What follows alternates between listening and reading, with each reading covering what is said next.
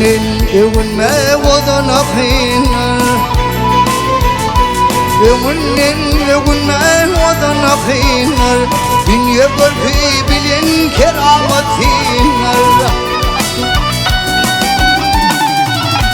عصب aydım geleceğim sana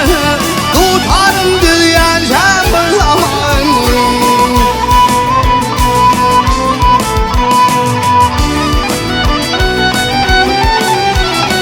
oğlumdan bir yettiğim gen oğlumdan bir yettiğim gen köpçe beni verdim ömrümden yiğitimin bağdı hovalığından aranı diyen şembır aman koyun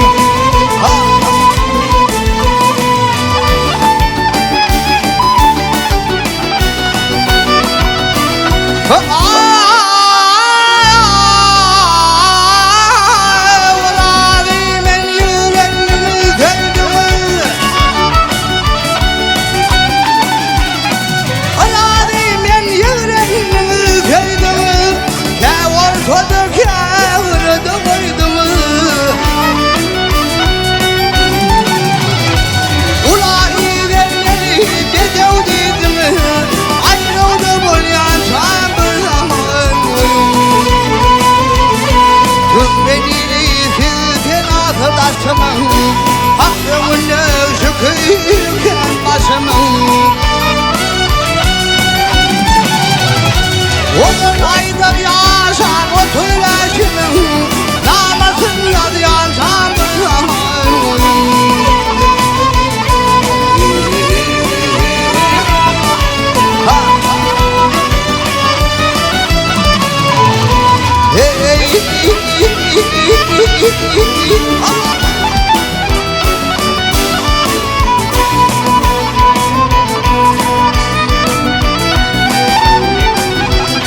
onun ayda yaşar o tüleşimin onun ayda yaşar o tüleşimin namasında diyen şambır aman koyun